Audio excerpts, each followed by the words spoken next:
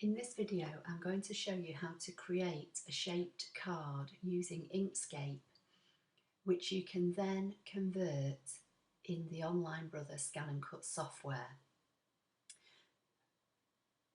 I've already downloaded a shape that I found on the internet, and in this particular video, it's going to be a cup shaped card. Obviously, if you find images on the internet and you follow this tutorial, the images that you use, you have to bear in mind that they can only be used for personal use. So I've saved my image on my desktop, so let's get going. So we go to File, Import. There's the file I've already saved, and then click Open. And this brings the image in. Now it's only relatively small at the moment. If you look up here, you can see it's just over 2.5 inches by just under 2.5 inches.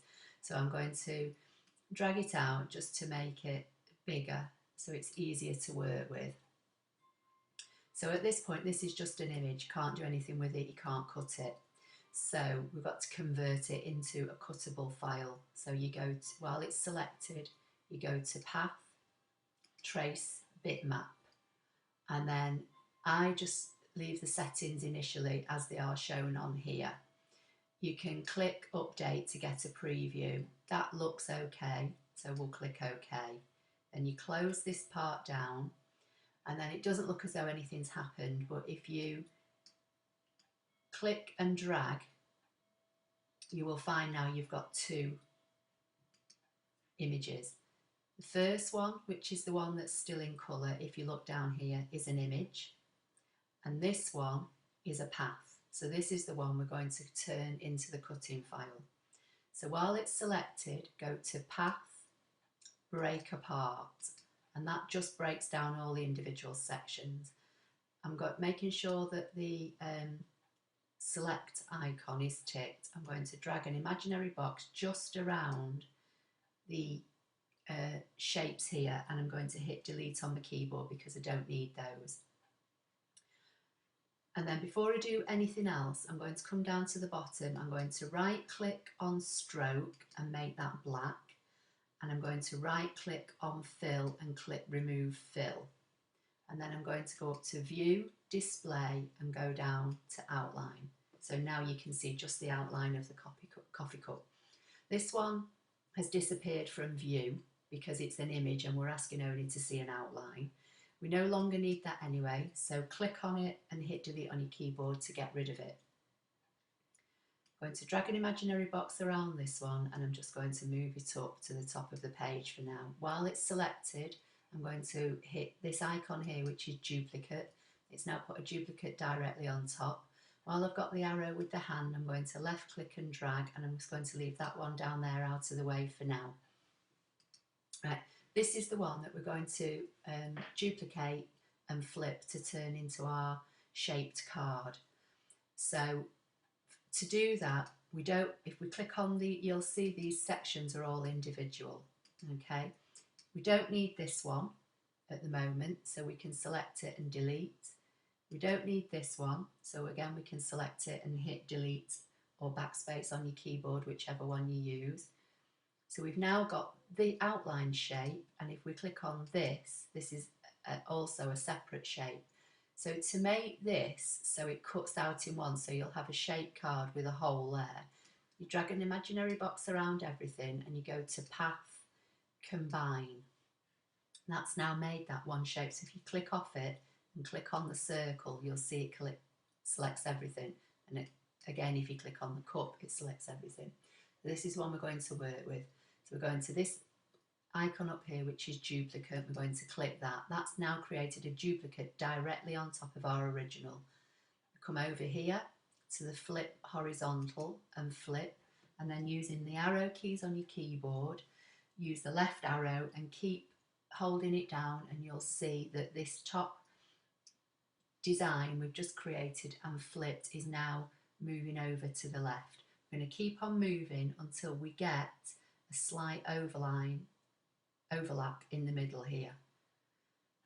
And obviously because the shape is narrower at the top than it is at the bottom, this bit's going to overlap a little and this is going to overlap a lot. But that's why we've created this topper here, because we'll hide that later. So we'll slide it so it barely touches there. Click off it, left click and drag a box around everything.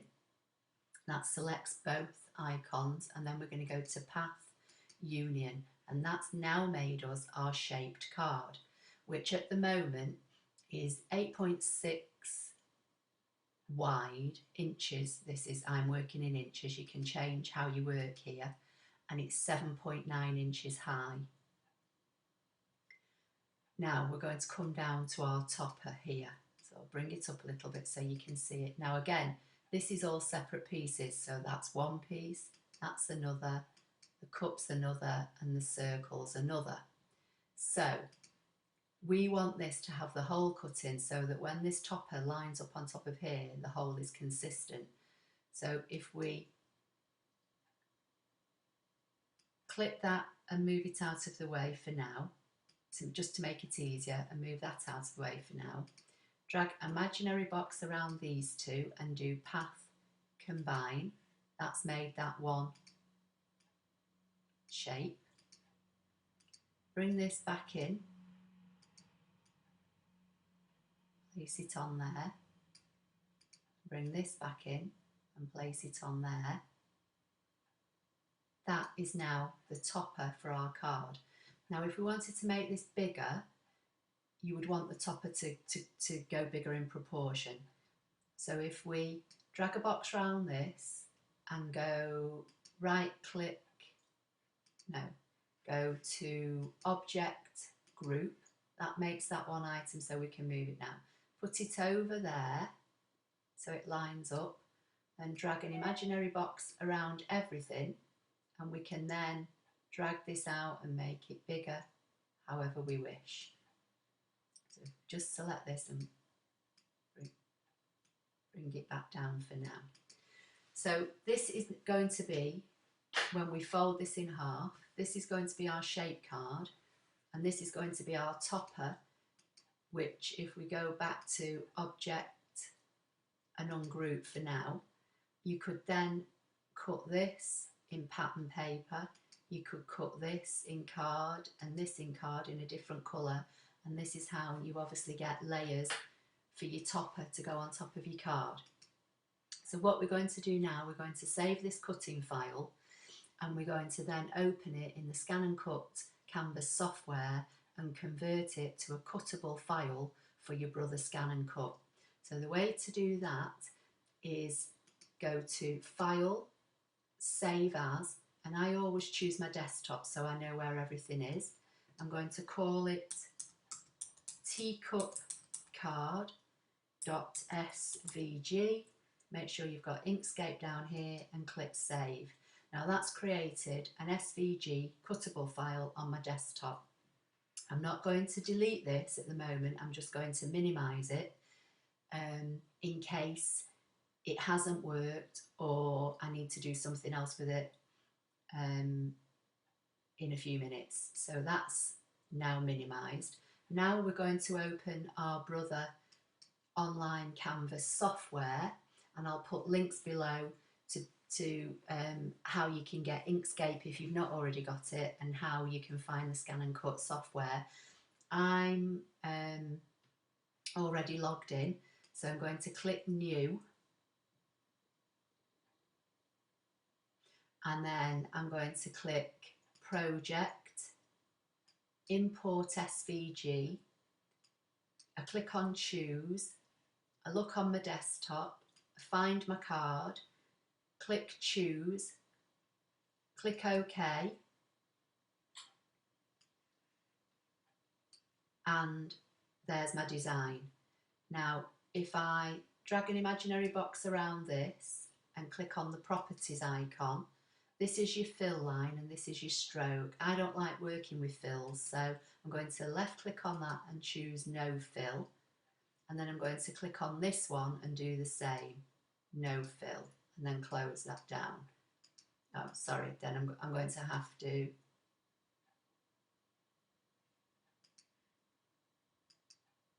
move that one out of the way, drag a box around this, open properties, group, and remove the fill. Close that down. So now I've got the 3 sections, or 4 actually, 1, 2, 3, 4, that I can then save and put onto and download and put onto a USB stick and use in my scan and cut. So to save, you can give your project a title here. If you don't, the software will just give it a number of its own. So I like to give them names. So again, teacup card, and if you hit this icon here, it saves it and it tells you it's saved it and it's now complete. And then if you go to project, back to my projects, it should put it there, and then you click on this button and you download it and you follow the download process. I hope you find that helpful. If you've got any comments or questions, put them in the box below or contact me and I'll try and get back to you with the answers.